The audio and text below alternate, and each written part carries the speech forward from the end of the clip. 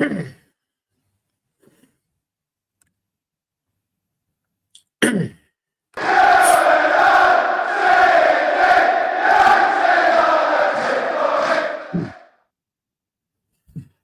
yes, hello, welcome. We are back. It's all for United with our short form content, and not content with our 2 hour and 16-minute extravaganza last night that threatened to go on until the wee small hours of this morning. We're back again 24 hours later to do it all again. But the good news with this one, it's definitely going to be 30 minutes because that is what our match previews are all about. Manchester United is Spurs. Need I say more? It's a classic game. So for that, we needed some classic guests. So we went off and got one. Of course, just over here to my left, we have the incredibly tired Mr. Andrew Wall. How are you doing, sir? Yeah, so a little bit tired, running about playing five-a-side football, hence the red face. But other than that, all good. Looking forward to the game at the weekend. Should be definitely a very open game, I believe. He genuinely blew him when he came into the room. Genuinely blew him. He looked like Anthony Martial after 90 minutes. It was amazing. But there we go. And of course, just below us, he's back. We had him last year. Dan had the pleasure and the privilege of chatting with him last year. I have pulled rank. It's got nothing to do with the fact that Dan's working tonight. And here he is. He's our Spurs fan extraordinaire, Mr. Harry Scarf. How are you doing, sir? I'm very good, thank you. Thank you very much for having me on. As you said, it is a big game at the weekend. I think both teams haven't maybe started the seasons they wished before a ball was kicked, but still could both achieve a lot at the same time inside the Premier League in all competitions this year. So looking forward to getting into it. Absolutely, and that seems like a perfect cue to do exactly that. It's going to be, Andrew, the 202nd match between Manchester United and Spurs, the 102nd at home, but the 100th game between the two at Old Trafford. Got a 65.35% win percentage against Spurs at home. That turns horrific, by the way, once you go to the away games, where we're on something like 29% rounded up. So let's not talk about that. We'll maybe go to that later on in the season. Or maybe I'll be feeling particularly unwell for that one. We shall see. But for this one, absolutely, we bust the home games. So, Andrew, first of all, Man United Spurs, when you start thinking about that sort of game, what sort of memories are conjured up for you? I'm just thinking more in recent times. Well, the home game, Cristiano Ronaldo scoring the hat-trick. I just remember sitting there in the crowd, and when the first goal where Fred flicks it behind, and Ronaldo just set up to strike it from outside the box, and what a thunderbolt it was. And then Spurs, came back into the game, and then we had to fight back as well, and Ronaldo scored the winning goal. For me, also, I think this was a good few seasons ago away where we won 3-0. Pressure was on Ollie, to get a result, and we did. I think was it Rashford, Cavani, and Ronaldo scored in that away game, and I think shortly afterwards, I think Nuno, who was the Tottenham manager at the time, was let go because of it. So yeah, that was probably my favourite away memory at Spurs game, but probably that 3-2 home win as well. So probably the two games in recent seasons that stand out for me. Interesting. What about you, Harry? When you start thinking about United and Spurs, which sort of games really stand out for you as being the ones that instantly come to mind? You're not going to like me for this, but I've got to get it in there. That 6-1 win at Old Trafford under Mourinho. Didn't really expect it. Went into that game going, I kind of take a draw.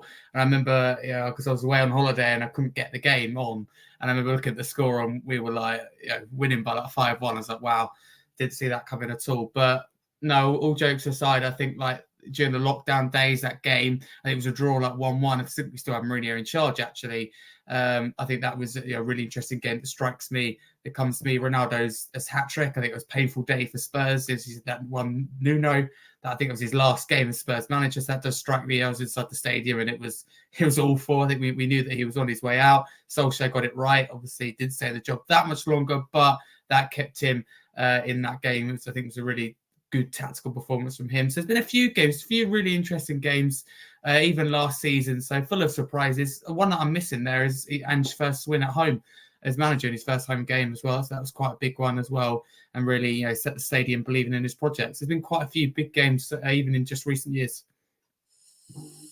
Yeah, no, it certainly has. I mean, I think when I start thinking about United against Spurs, really, the two games instantly come to mind for me. You get of course, the 5-3 always sticks out for me, where you're 3-0 down at half time and everybody's, I remember a horrible day that day. I'm like 3-0 at half time against Spurs. I was at Stevenage match. I distinctly remember being there. I can't tell you who we were playing, but I just know we were stood there. There was a couple of other Man United fans who were there in the terraces, and I was just, it's like 3-0 at half time. It's absolutely ridiculous. What a load of rubbish. And as we're going out, someone went, "What was United score?" And someone go, 5-3 United. I'm like, shut the front door. Really? And it was. I couldn't wait to go home and watch Match of the Day that evening. But the other one, and you'll have to forgive me for this one, Harry, but I will never, ever, ever forget it, was the shot from just about the halfway line that flies over Roy Carroll's head and then lands just behind the line. And to this day, I don't know how that goal wasn't given. But my stepdad was a Man United fan, and I just didn't distinctly remember that rubbing that into his face pretty much every single day for the rest of that season. Like, oh, he didn't even score against us. It was never in. Wasn't that Pedro Mendes that hit that, or am I wrong? I think it was Mendes. Yes, that sounds like. I was thinking the player who struck that ball, and then Carroll was like scrambling. You could all clearly see it was over, and then I was like, "Oops!" But hey, we took it. I still can't believe it though. It is honestly, if there was ever a reason why VAR should exist, that's Exhibit A. I feel, because my God, that's closely followed by, I think it's the Wolves ghost goal that gets given, where it doesn't even go in the goal and they still give it. Don't think that's a Premier League one, but definitely a reason why we should have it. Okay, right. Preview. We spent the first 5 minutes wandering down memory lane, but let's swiftly turn back around and start looking at the future. Andrew, this is going to be a tough match. Erik ten Hag said after the game against FC Twente fought for every yard and we didn't. We're going to need to do that against Spurs. This is not going to be an easy game by any stretch of the imagination. It's still just the usual suspects that are out. We're expecting no Luke Shaw, obviously no Malacia, so effectively no left back. It will be Dalot, we know that. And of course, no Lenny Euro. But other than that, it's pretty much everyone to choose from. Do you see him sticking with his usual sort of lineup? Front three? Do you think it's going to be Rashford starting again in this one? I mean, he's our best goal scorer in this fixture with 6 in 16. So where would you be going with the starting lineup? How do you think that could occur? I think front three wise, I think you might say give it, keep Xerxes in, because they say he did a lot of good things, and some of the runs he was making, it wasn't getting the ball. There was a few times where he was making the runs and the ball had been played beyond him. But so it's a bit like Hoyland at the start of last season. It's just like it's just taking time to clear. But I just think he might, put Garnacho in as well alongside Rashford on the other side. I just think Garnacho, I feel like he's ready to play in the big game. So I just think see what he can do from the start. But I just think in terms of the defence, I feel like it's going to revert him back to the same one. I mean, Mazraoui, De Ligt, Martinez, and Dalot. It's the midfield that's mainly going to come back in, but it's the question mark, because Christian Eriksen has played the last couple of games where he's going to give him another chance. And I just think he hit the headline, like Eriksen, the headlines for the right reason, then for the wrong reasons in the 20 game as well. So opened the scoring, but then he was the one that gave the ball away to let 20 back in and score. So just like a very frustrating night at Old Trafford. And I just think looking at Ten Hag, it's the pressure's starting to get on again at him as well. And I'm just thinking same for both United and Spurs. They've fallen short last season in terms of the league, and trying to get the Champions League qualification as well. But say 5 games in, I just feel like neither side has stood out as a team, to get into the top 4 at the moment. So it's evenly poised. And as speaking to somebody who was standing next to me at the 20 game, I said that the way 20 play, they set up to counter us, sit back where Spurs, and he isn't going to do that. He's going to be very open and he's going to go on the attack, which could work in our favour if the opposition is more open and we can, counter as well. So it could be a very interesting game, with there is, attacks at both ends. We've just got to sort our defending out and not lose control like we did the other night. No, it's absolutely reasonable. Whereas over on your side, Harry, it looks pretty interesting. Obviously, no Richarlison for you at the moment. No Wilson Odobert either. Christian Romero is suspended. But aside from that, again, a full lineup pretty much for you guys. Dominic Solanke, obviously, scoring in his last couple of games, which must be good for you.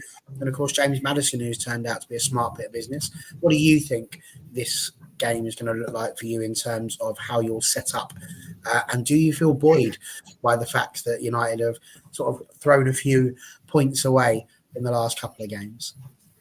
Yeah, well, I think Spurs make my role as a content creator quite easy because we know how they're going to set up. We know that, it's the Ange way or no way. It's kind of die on that hill kind of football. So it'll be, we'll be very high, like the fullbacks will invert, and just using our game that we did win in the end, quarterback in just on Thursday night. So yesterday, we were playing with back two.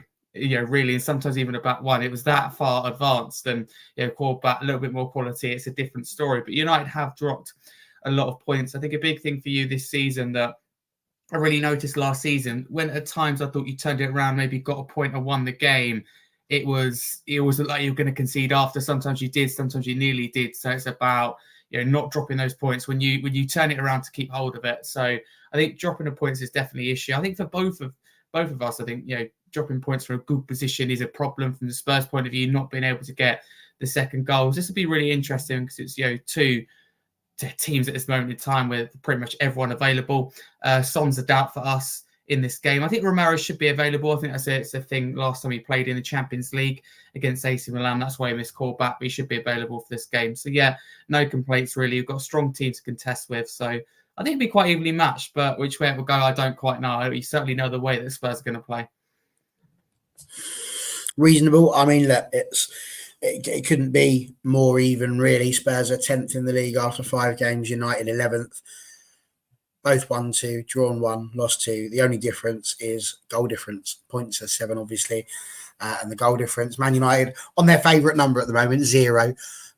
So whenever you get to 0 as a Man United fan on goal difference, you assume that we're going to lose a couple of goals for that one. But it's just what game that's going to come in. Whereas you guys are on the magic number of 4. It's when you start looking at the top teams with the 8s, the 9s, you start to see a little bit of a difference.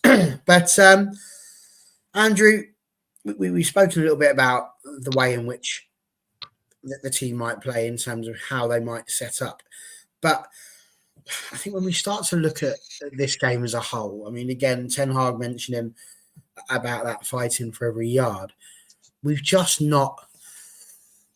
I said that 20 was the first game that I've looked at where I really was dismayed, I suppose would be the word, because it didn't look like we were playing the way that we'd been playing in the previous games, whereas we sort of just stopped at half time. It was almost as if he went back to his right, let's defend the lead at all costs. We must not lose. And I'm never a fan of football when they start going down the let's go down the we must not lose route, as opposed to the let's not lose it because we made a mistake. We ended up making a mistake, so we might as well have just gone for it rather than, mucking around as we did.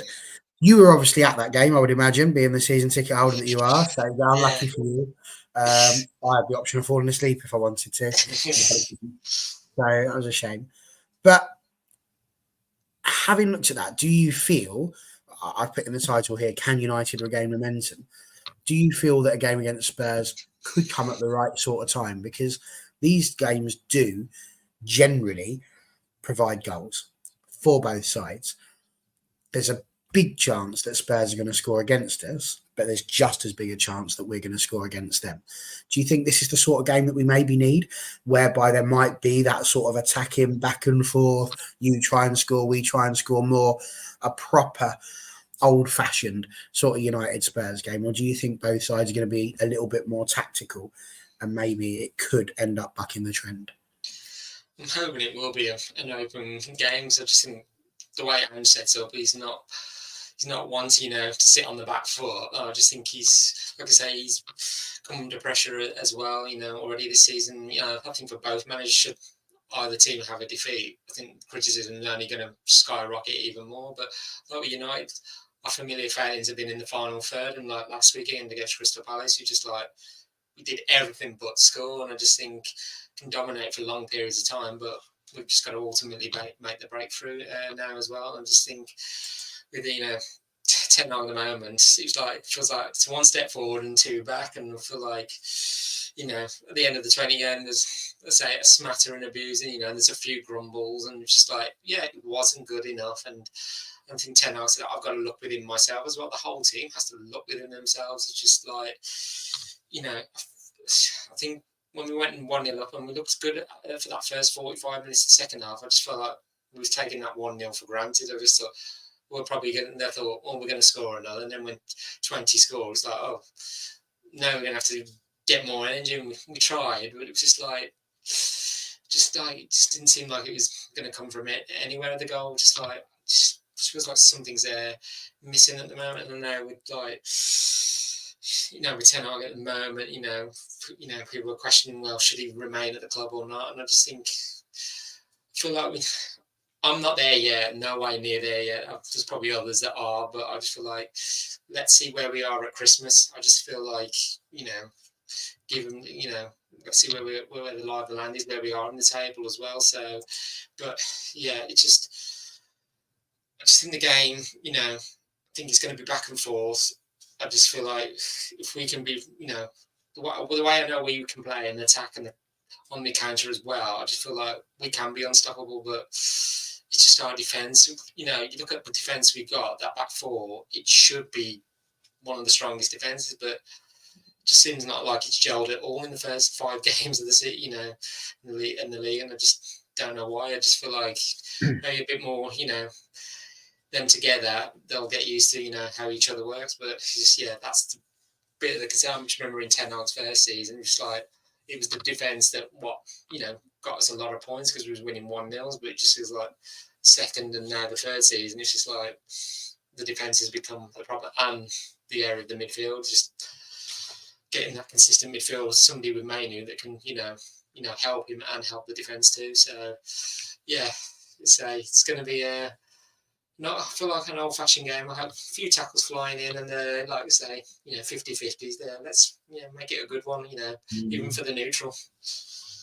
Indeed, I mean, of course, I mentioned the fact that there's usually goals for both sides, but it does take into account the fact that Manchester United would actually need to score some of the chances that they have managed to create. But that's a whole other debate, which we'll have on a whole other day, because I spent enough of that on yesterday.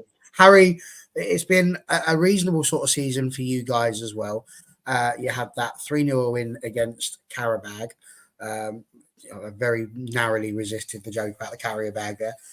You Brentford, you managed to beat Coventry in the EFL Cup, but you did have a couple of slightly dodgy results when you played at the beginning of September, obviously with Newcastle, and in the middle of September against Arsenal as well.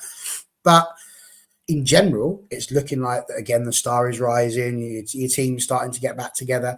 We spoke a bit about confidence there going into the game. I mean, you must be feeling a little bit confident. I mean, I say this very tongue-in-cheek, but we all know that the beginning of the year and the start of it is always when Spurs seem to do reasonably well. It's the latter end of a season where you start to question whether or not Spurs are going to maintain the pace.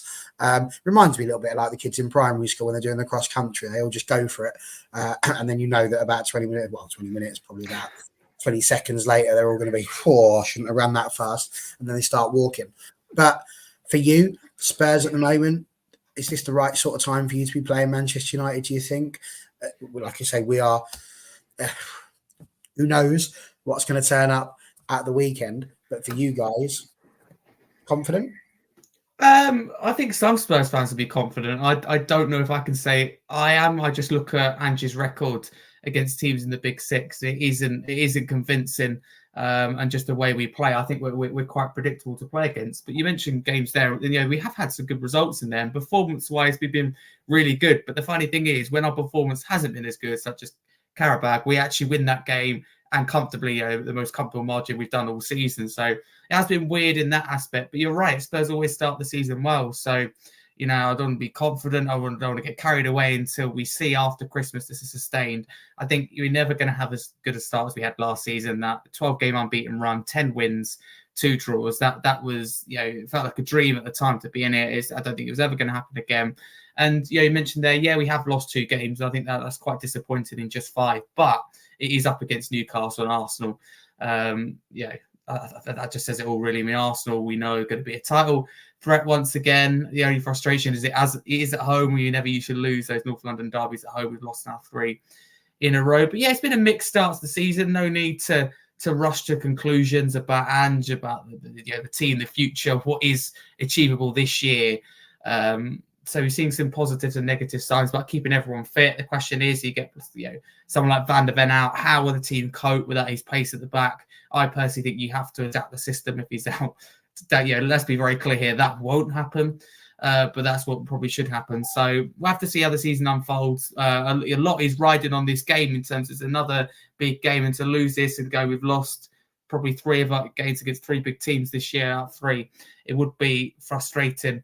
So it's about, I look at last season, it's about improving because we lost Arsenal at home and Newcastle last year. We've also lost them this season. So we've got, I think, a draw at yours last season. Can we somehow find a way to get 3 points? Can we ride the resistance? I think both teams, the performance matters. I mean, Andrew mentioned it there, and he's right. It's a lot building for both managers. We're not saying that whoever loses is if future's necessary under threat or they're going to be sacked, but it's a big game like this. It builds momentum. It's a big thing to push on, because if we win, then we go, that's 3 or 4 wins now in all competitions, road of luck at times, but we've done it. Whereas you lose, you go, and then you start to look into it a bit more and go, Karabag, if they had a bit more quality, probably have lost that. Coventry, we got through just in the end. So games like this do define your mentality, your confidence in the season, but it should be a good one. But I'm not as confident as I think the Spurs fan base in general are at the moment. Fair enough. Listen, you both referenced the managers, so I think it would be quite interesting. We've spoken on endlessly, it feels like sometimes, Andrew, about Ten Hag, but I'll be intrigued about your thoughts on Ange Postecoglou, because he came over having spent time in Scotland and obviously from Australia as well, and I think everybody was quite impressed with him to begin with, and then of course, as ever, the honeymoon period goes over and then people start trying to find the kinks in the armour and all those sorts of things. It never lasts long that you're at the top of your game. But yeah, Andrew, what would your thoughts be on Ange Postecoglou? And then, dare I say it, is that someone who you could ever see managing the likes of Manchester United, or just your general thoughts on him? Yeah, obviously, Ange's been linked, before Ten Hag as well. So, and obviously, knew from his days at Celtics. My uncle's a Celtic fan, so I knew Postecoglou, and he won league titles in Scotland as well, so he had some pedigree as well. So when he first got to Celtic, I was like, "Who's this guy?" But then made his name up in Scotland and has come down to England with Spurs, and I just think, I'm sure I don't know whether he actually said this. I don't know whether he's actually promised Spurs a trophy this season. I don't know whether he actually said that. He said something to that, we'll win Spurs a trophy. But what trophy that will be, I don't know. But he's like promising the fans. But as I say, it's almost like with Postecoglou, he sticks to his guns, a bit like Ten Hag, really. He's just like, I will do it my way, and no one's going to. I think I'm trying to remember which game where he's being interviewed and just like, this is the way I'm going to play. I'm not going to change for nobody. So it's just, he's a very good manager. So it's going to be a battle of minds between him and Ten Hag to see who comes out on top as well. So it's just, could I see him ever managing United one day? I don't know, but let's say I'm firmly with Ten Hag at the moment. So, but yeah, he's a good manager. But just like Spurs in recent, he's getting over that hurdle and winning a trophy. A bit like, like we're craving the Premier League. That's the one we want to really get. Because we won the FA Cup, the League Cup, and I mean, let me word it another way for you, Andrew. If Ten Hag was sacked this very second, by the way, anyone watching, I'm not advocating this. Just behave yourself. It's a fantasy world. But let's just say he was done tonight and Ange took over in the morning. How would you feel about that? Not about the fact Ten Hag was gone, but about the fact that Ange he's a good manager, but I'm just thinking, can he push United to another level? You know, that's what I'm hoping Ten Hag will do. But I know he's won in Scotland, but I'm just thinking it's a difficult one. Not yet is what I'm seeing here. Yeah, It's not an immediate yes. I'm very much Ten Hag in. So fair enough. Again, we're not trying to get rid of the manager. Just intrigued.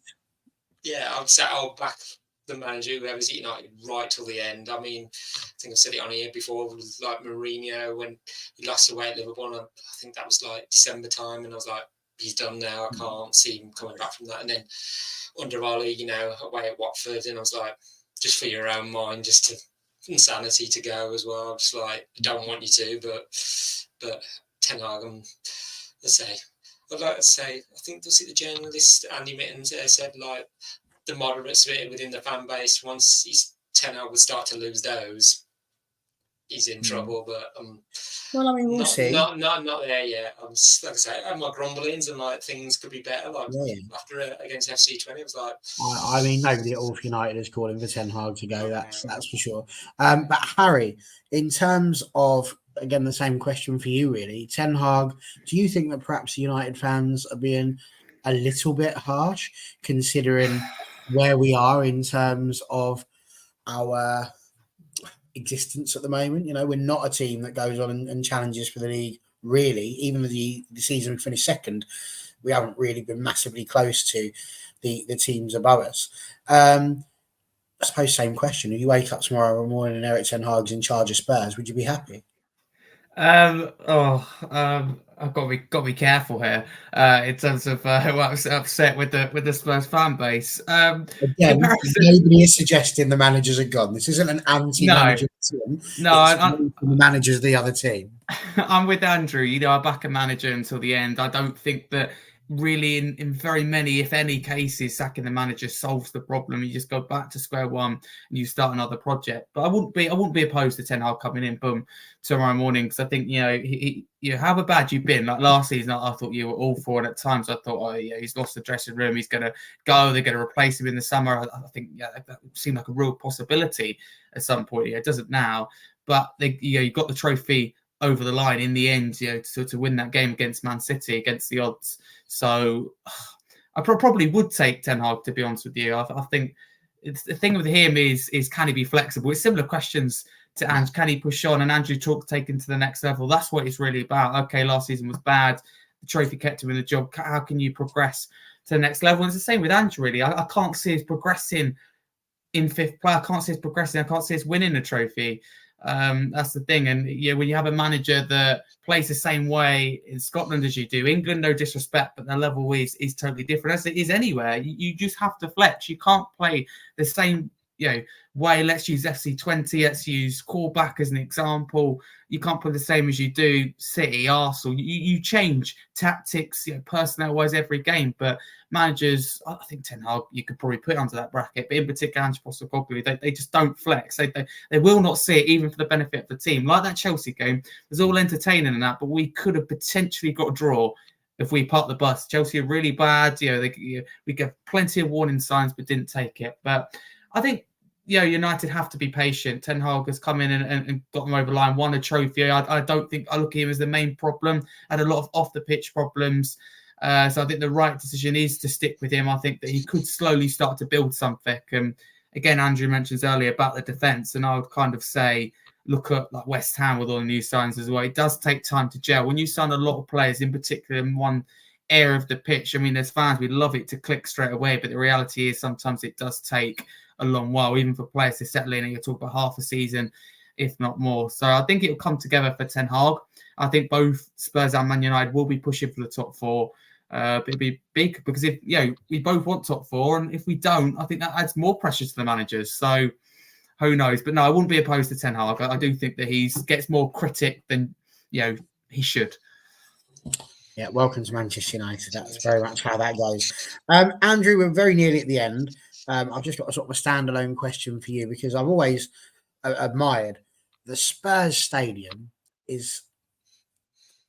It's amazing. It really genuinely is.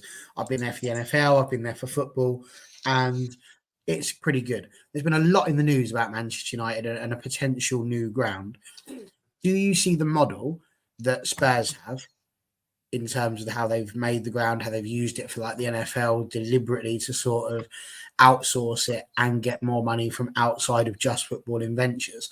Do you see that being the way that Ineos should potentially consider going when it comes to a new stadium potentially?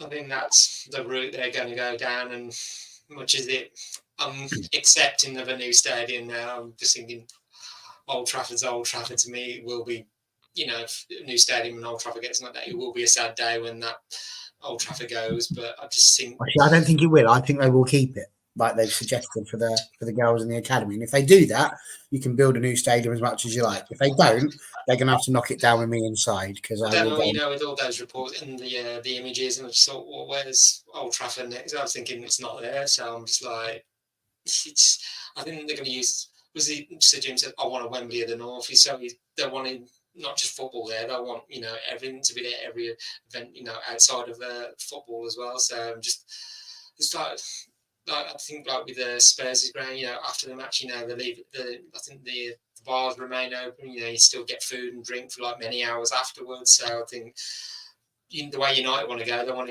to keep you inside the ground, so you're spending money at United rather than going off somewhere else to get your food and drink or anything else. But yeah, it's just I'd say with the new stadium, and I've said this to Mark, Barry. I'm just like, as he said to me, he's just like, the new stadium's not going to be. It's going to be for the younger generation, not for the likes of me.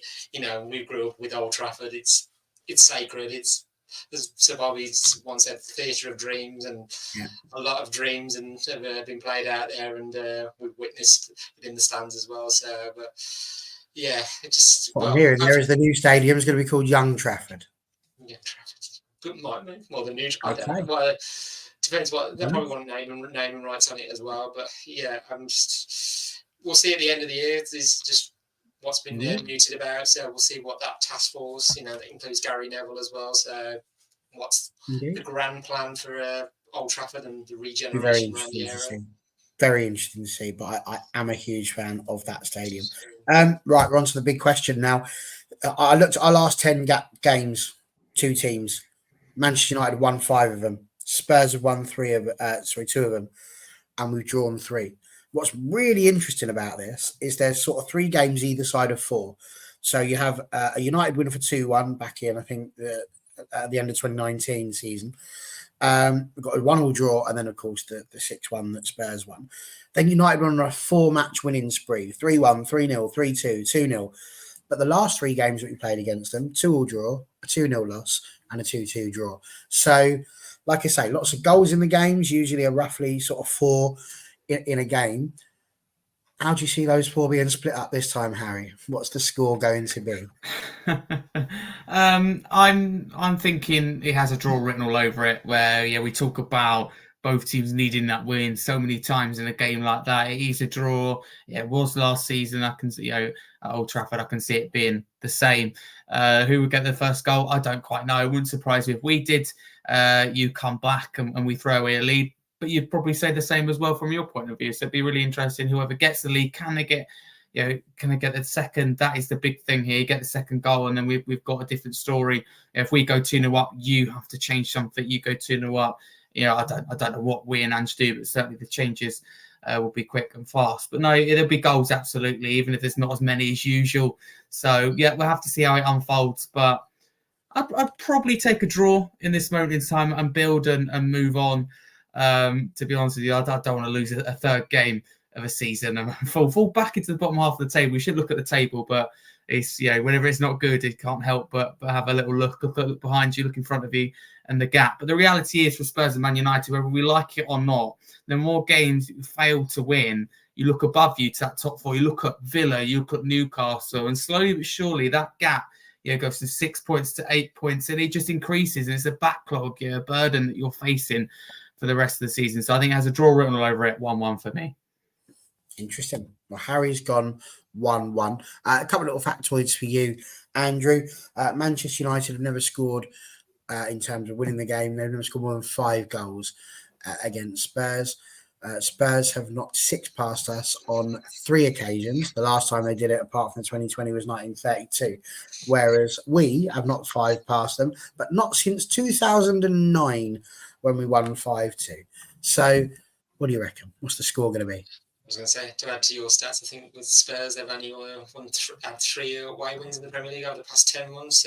But they've won, 28 points from losing positions since the start of last season, so which is second only to City. So if we was to, draw first blood, you could argue Spurs will peg us back. But, Spurs could be leaving now with the share of the spoils for the 3rd season running. But, in United, if they can play the way we think they can, and I feel like a draw is no good for either, so it just leaves us in the same position. So I feel like as it's going to be an open game, and if we say play our potential, I'm going to go 3-1 United.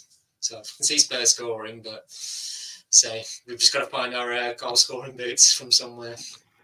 I'm not going to lie, Andrew. I'm mostly impressed that you stuck with the 4 goals and split the 4 goals as I requested there.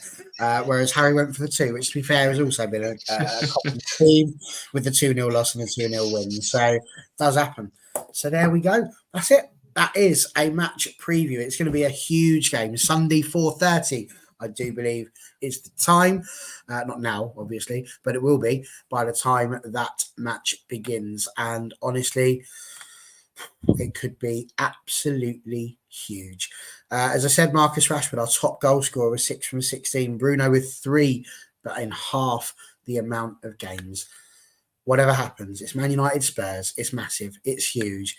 And as Martin Tyler would say, it'll be live. Sky Sports, should you not have the opportunity to go and watch it. Harry, it's been an absolute pleasure having you with us again. If people are watching, perhaps they're Spurs fans, or perhaps they're Man United fans who have a secret desire to watch other people's football as well, where can people find you and your content?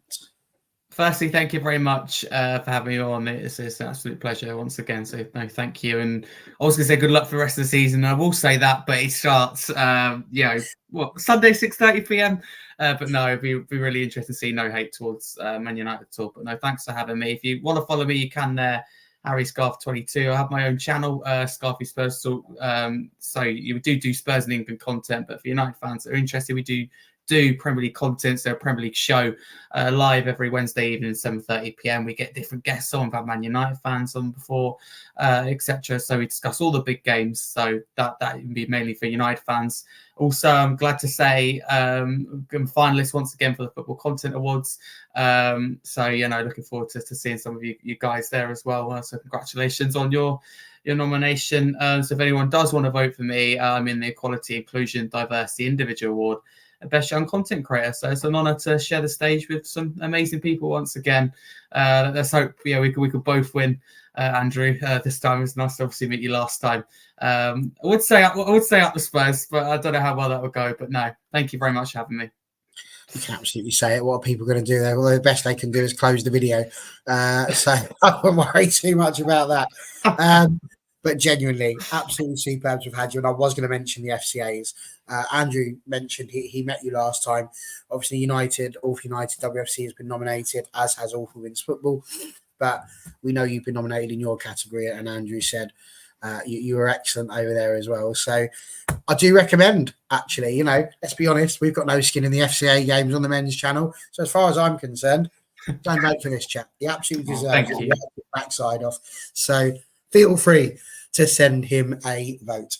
Andrew, people know where to find you. We've spoken to you plenty of times, so we're just going to leave. At Andrew Wall, Stretford Paddock. You know the stretch. Watch another one with me. It's been superb. Enjoy the game, everybody, and we will see you next time. Goodbye.